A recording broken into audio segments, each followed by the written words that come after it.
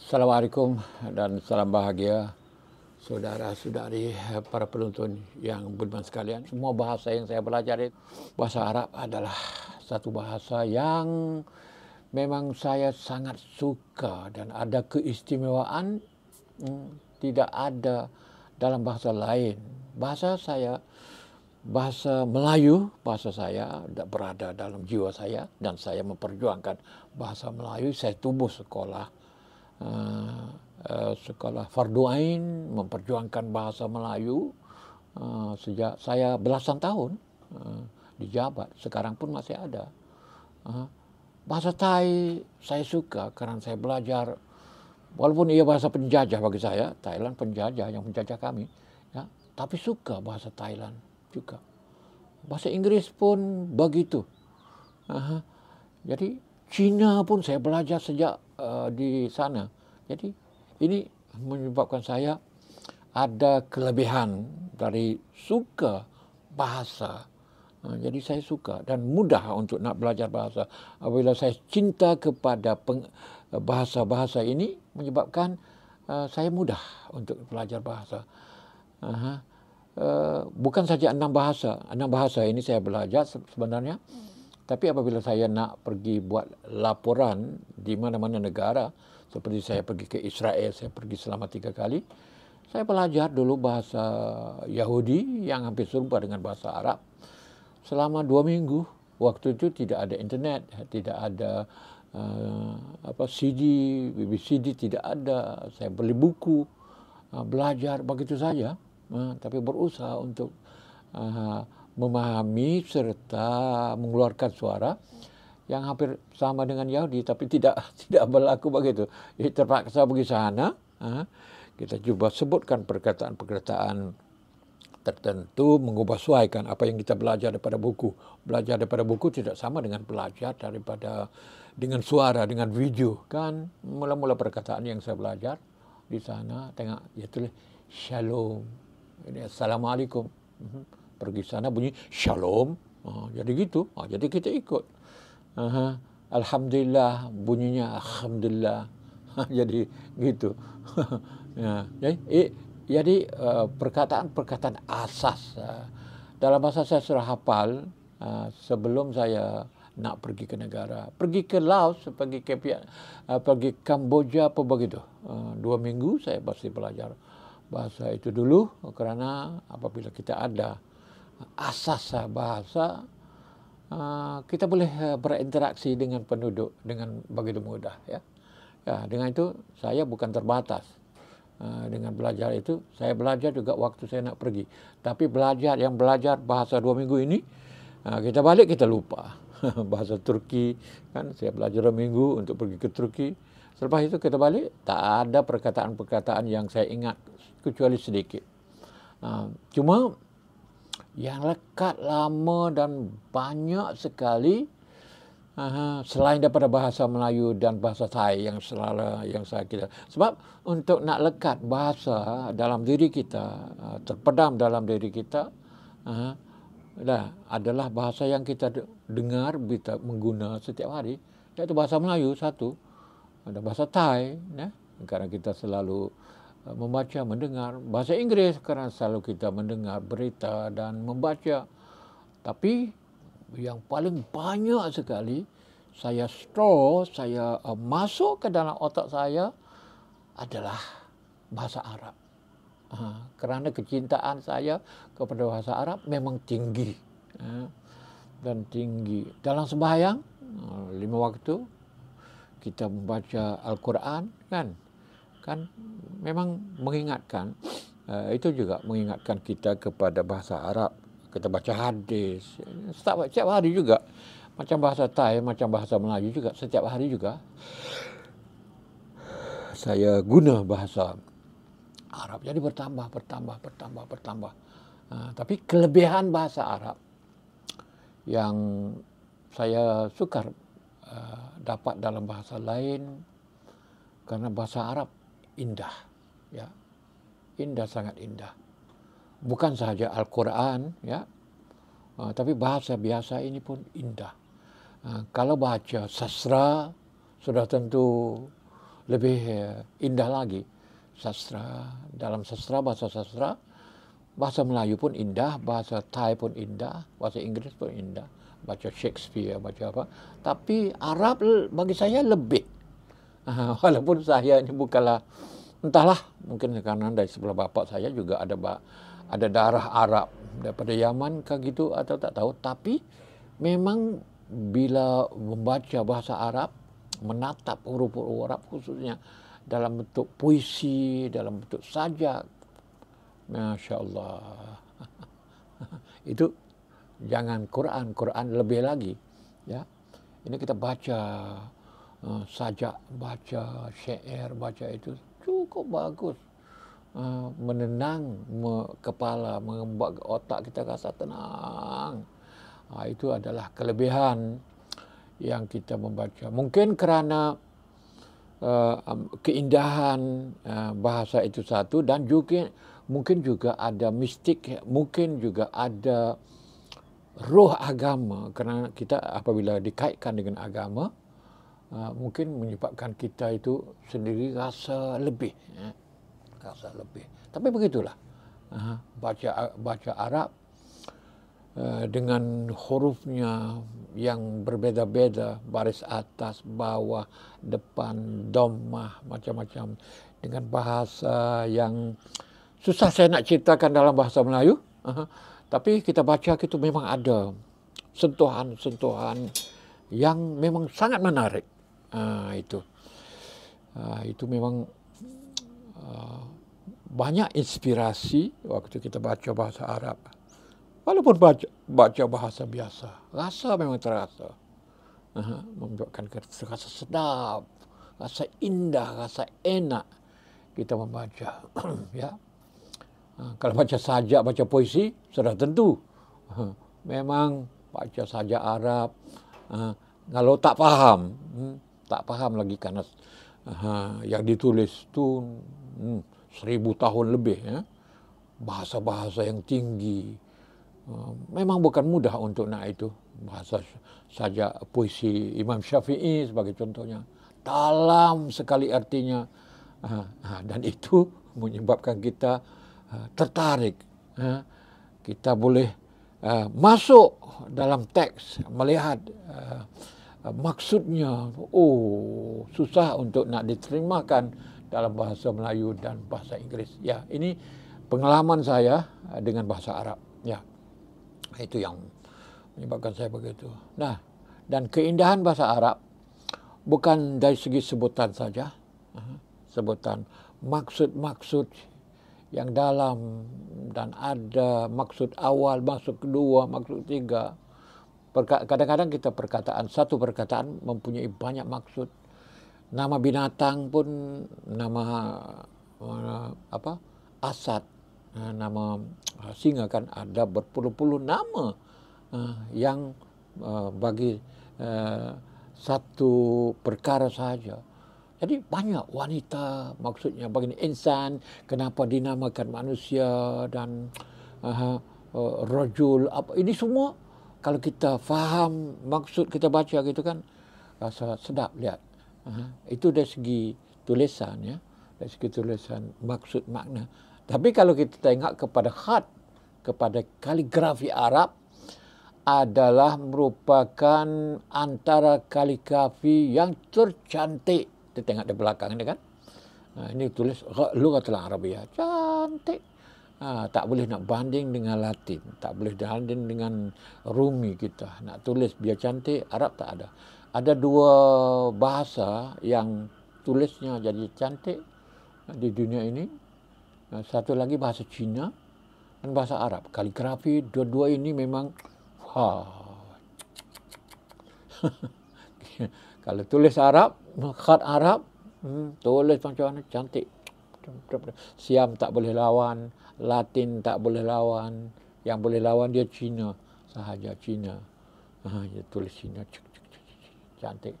Sampai sekarang kalau untuk nak lihat seni kan, dari segi kesenian, bahasa Arab dan bahasa Cina adalah antara yang tercantik khatnya, tercantik kaligrafinya. Ya, ini yang saya dapati. Itu itu baru huruf ya. Baru huruf. Kalau pergi kepada makna, memang lebih teruk lagi lah. Anda akan lebih tahu lagi bahawa kalau makna itu memang sedap dengar. Dan kalau kita pergi ke Al-Quran, ya, Al-Quran, bacaan Al-Quran, tutma'innul qulub. Mana Quran tu yutma'innul qulub, menyenangkan hati kalau kita baca. Dan bukan saja orang Islam yang kita beragama Islam, kalau kita dengar Al-Quran kan memang tenang baca, tapi juga orang luar pun kalau kita baca bahasa Inggris lain ceritanya. Baca bahasa Thai lain rasanya. Bahasa Thai itu bahasa lagu juga. Bahasa lagu juga ya, lagu Thai kan sedap juga. Tapi Al-Quran lebih lagi. Kita baca Al-Quran, baca surah apa saja. Wadduha wal laili idza saja ma waddaka rabbuka wa ma qala. Baca adak gitu pun. Bukan baca berlagu. Kalau baca berlagu memang lebih cantik lagi. Ini baru dengar suara. Baru dengar suara bahasa Arab. Baru dengar suara Al-Quran. Ya. Qul huwallahu ahad, Allahus samad, lam yalid wa lam yulad, wa lam yakul lahu kufuwan ahad. Itu baca biasa, belum berlagu lagi. Sudah cantik. Jadi dengan itu sembahyang itu adalah terapi. Ya, kalau kita sembahyang setiap kali kita sembahyang, kita baca Al-Quran dengan betul, adalah merupakan terapi yang bagus sekali. Dan saya sendiri waktu pagi sembahyang subuh kan, saya baca Quran, mengamalkan baca Al-Quran, baca perlahan-lahan kan, baca perlahan untuk nak mengulang kaji, menghafaz Al-Quran adalah waktu pagi. Kerana baca Al-Quran, kalau baca waktu orang bising situ sini tak sedap. Tapi baca malam. Tapi malam kita tidur kan. Saya baca waktu subuh. Waktu subuh tenang, tidak ada apa. Kalau ada pun suara burung-burung, suara ayam berkokok, suara burung berkicai. Tapi itu menciptakan satu environment yang paling bagus. Baca Quran dengan ada suara burung, suara ayam, lebih sedap lagi pula. Muzik alami, muzik semula jadi ya, ada saudara dan saudari semua. Dengan itu bagi saya seorang yang bukan saja saya belajar Al-Quran, belajar tafsir sahaja, kita belajar tajwid, belajar sejarah Al-Quran. Sebab saya waktu buat master saya belajar ulum Al-Quran dan ulum hadis, ilmu-ilmu Quran dan ilmu hadis. Kita mengkaji Al-Quran itu dalam amalan kehidupan pula. Kita guna dalam sembahyang. Ya, apabila kita guna dalam sembahyang, kita nampak baca Al-Quran itu dengan suara yang biasa saja, rasa ketenangan jiwa yang amat sangat, ya, yang berlebih-lebihan. Itu baru suara ya saudara. Kalau pergi kepada arti akan pergi kepada macam-macam dimensi ilmu yang kita boleh ambil daripada Al-Quran. Maksudnya, maksud pertama, maksud kedua, maksud bayang, maksud pokok, maksud bayang, maksud pokok, maksud cabang, dan ada beberapa cabang lagi. Cukup indah. Dan itulah nikmatnya saudara belajar bahasa. Apa saja, apa jua bahasa. Tetapi bahasa Arab bagi saya yang paling istimewa, dan pas bahasa Al-Quran adalah yang paling istimewa. bandingkan Al-Quran dengan hadis, kan? Kita baca Quran lain, hadis lain. Hadis tidak sesedap, seenak, seindah Al-Quran. Sebab hadis dari segi maksud, dari segi makna pun ada yang sahih, mutawatir, artinya yang kuat, yang mu'tamad, dan ada sahih ahad yang tidak kuat, iaitu maksudnya yang rawinya, yang periwayatnya 1, 2, 3, bukan mu'tamad. Ada pula hadis hasan, ada pula hadis dhaif, ada pula hadis maudhu'. Jadi kita baca Al-Quran itu tidak menyebabkan kita rasa terfokus, rasa ada qudsiyah, rasa ada kesucian macam kita baca Al-Quran. Al-Quran tidak. Al-Quran buka daripada auzubillahi minasyaitonirrajim sampai ke bismillah, sampai akhir ayat kita baca alif lam mim zalikal kitabu la raiba fi, sampai akhirnya kita terasa ada sesuatu yang indah, yang sangat indah, yang mistik di dalam Al-Quran. Ya, itulah rahasia bagi orang yang membaca Al-Quran, mengkaji Al-Quran. Saudara-saudari semua, belajar bahasa Arab, belajar Al-Quran. Saya alhamdulillah mampu membaca Al-Quran tanpa tafsiran, tanpa perlu kepada dihuraikan, kerana ada pengalaman belajar, mengajar, menyebabkan kita pula itu. Kecuali ada istilah-istilah, perkataan-perkataan tertentu, kita merujuk kepada kamus. Ada juga, sebab tidak mungkin semua kita tahu, tapi maksud umum Al-Quran saya faham. Jadi itu menambah baik saya dalam apabila membaca Quran, menyebabkan kita lebih seronok membaca Al-Quran. Kalau bahasa Arab tidak masalah lah. Bahasa Arab, bahasa moden, bahasa apa semua saya ikuti semua. Jadi saya tidak jadi masalah. Dan inilah saudara-saudari semua keistimewaan anda membaca Al-Quran. Tapi ingat ya, kalau kita tidak faham Al-Quran pun, kita faham dengan terjemah pun, keindahan pasti ada juga. Keindahan pasti ada juga. Dengan membaca ayat tanpa faham pun, kalau kita faham terjemahan pun tidak apa. Dan baru-baru ini saya tengok seorang doktor Thailand yang merupakan pengacara di TV yang terkenal, Dr. On Wimbon, tak ingat nama dia penuh dia, Kriang Sak, On Wimbon apa gitu. Sekarang dia berada dia dulu terkenal sangatlah, sekarang sudah tua dan duduk di kampung. Saya pernah lihat videonya,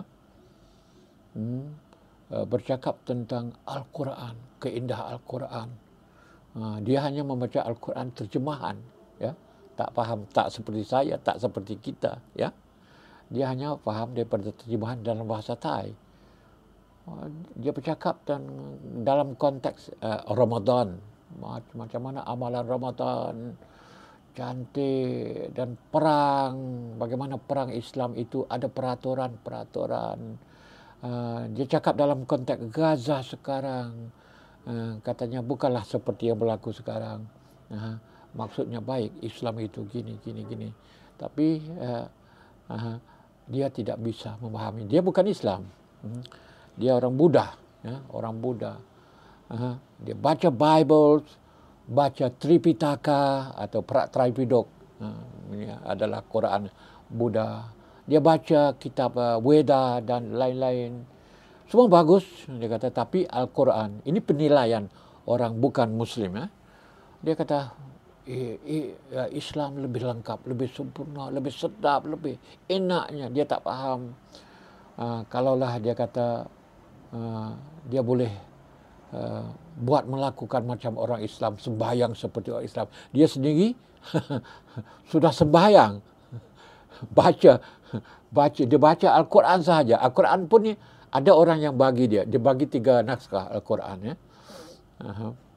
Bagi padanya 3 naskah dan 2 naskah dia bagi orang lain dan tinggal padanya 1 naskah. Dan sekarang dia sudah baca habis Al-Quran.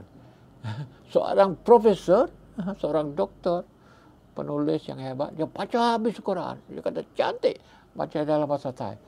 Dia kata tak tahu apa akan jadi kalau aku sembahyang seperti anda. Ini aku sembahyang sedikit. Sampai sudah sembahyang. Tapi cara mana sembahyang saya tak tahu. Dia kata aku sudah sembahyang, tapi kalau aku sampai puasa pun sudah puasa.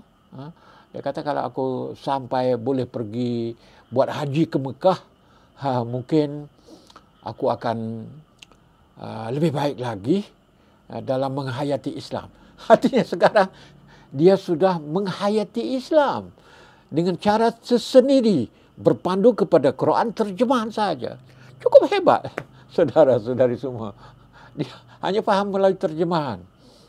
Dan akhirnya dia kata, kalaulah Chatna Mijing, dia kata, kalau masa depan ada orang Buddha, dia berpikir tentang inkarnasi. Inkarnasi artinya dia sudah mati, kemudian akan dihidup kembali. Akan dihidup kembali menjadi binatang, menjadi orang baik. Gitu. Jadi dia percaya kalau masa depan dia hidup kembali dalam bentuk inkarnasi Buddha, Hindu ini, dia kata dia berharap akan hidup menjadi orang Islam. Karena dia mau jadi seperti orang yang disebut di dalam Al-Quran itu. Ini satu perkara yang saya pun lihat kata, ada juga Profesor Thai Buddha yang jadi begitu. Yang memeluk Islam dengan Al-Quran tanpa orang pergi mengajarnya, hanya membaca Al-Quran, membaca Bible, membaca Tripitaka, membaca Veda dan lain-lain lagi, dan dia bawa kesimpulan kata Al-Quran adalah terbaik. Dan dia sendiri kalau dihidupkan semula pada masa akan datang selepas dia mati, dia akan mau menjadi orang Islam supaya dapat mengamal ajaran Islam seperti terkandung di dalam Al-Quran. Ya, dengan itu tidak heranlah saudara dan saudari semua, bukan saja Profesor On Wimon ini saja, Somkiat On Wimon nama dia, Somkiat On Wimon. Ini saja yang ternampak cahaya dalam Islam, tapi ramai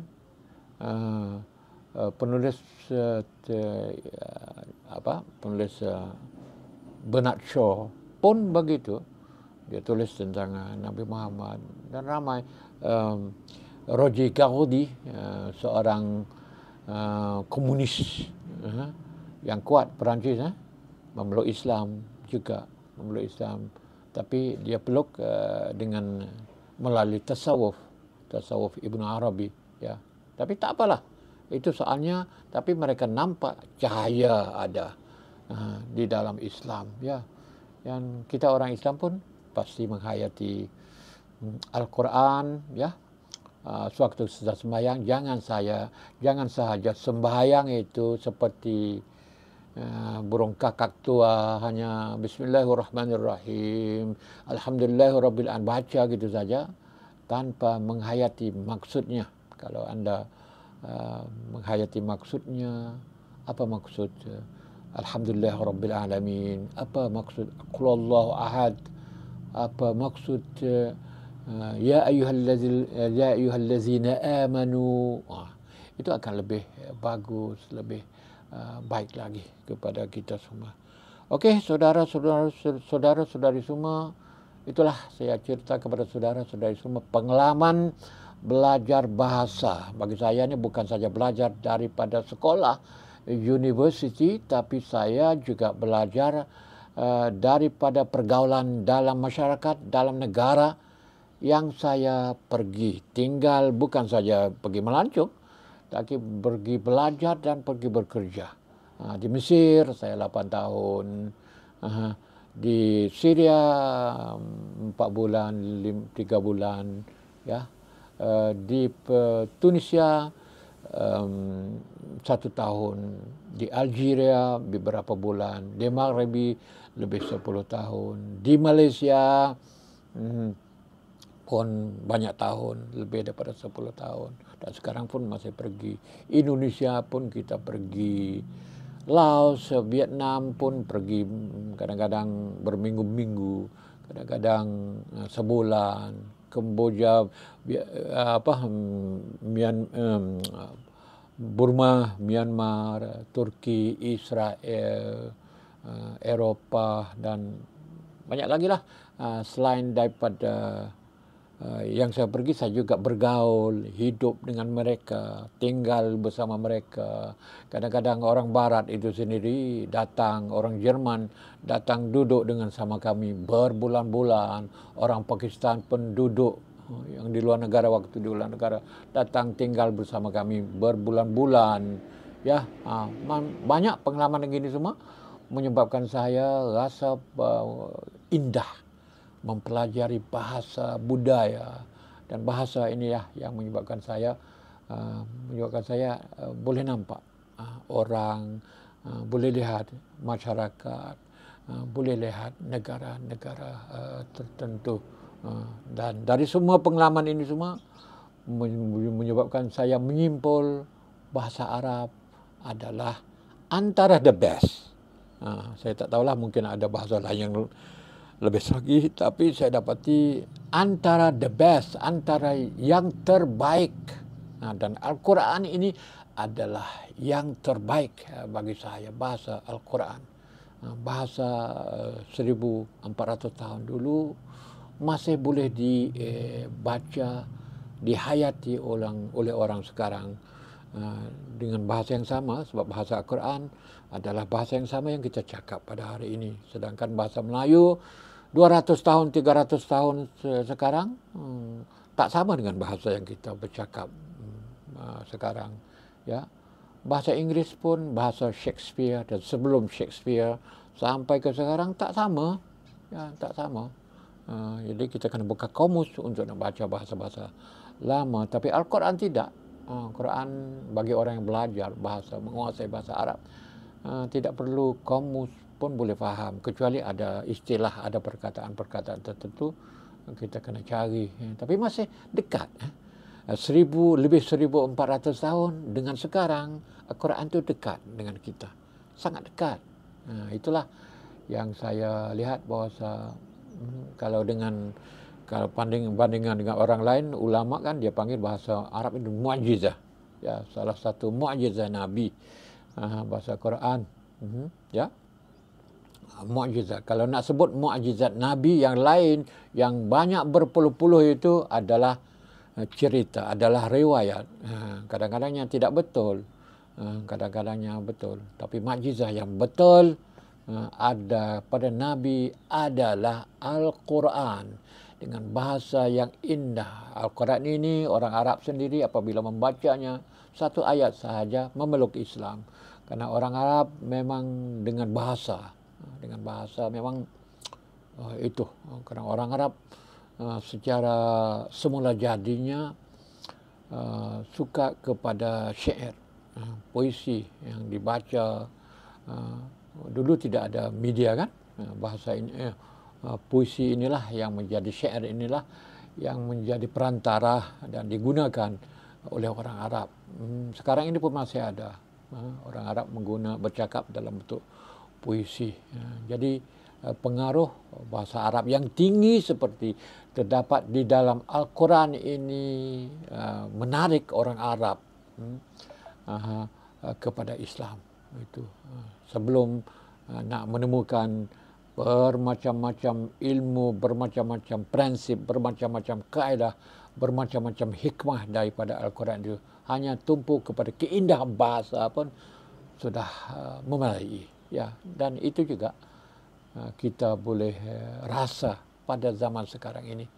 Yang saya sendiri rasa setiap kali kita sembahyang, setiap kali kita membaca pagi-pagi waktu subuh selepas sembahyang, kita menemukan keindahan yang luar biasa daripada Al-Quran. Yang itu yang pengalaman saya, saudara dan saudari semua. Okey, setakat ini saja pagi ini. Nanti komen-komen saya akan baca sebentar lagi. Okey. Terima kasih kerana menonton dan kita berjumpa lagi esok pagi cerita lain pula ya. Setiap pagi kita berkongsi pengalaman dan anda juga kongsi pengalaman anda dan kita boleh berinteraksi melalui cara ini. Terima kasih kerana menonton. Sekian, wassalam.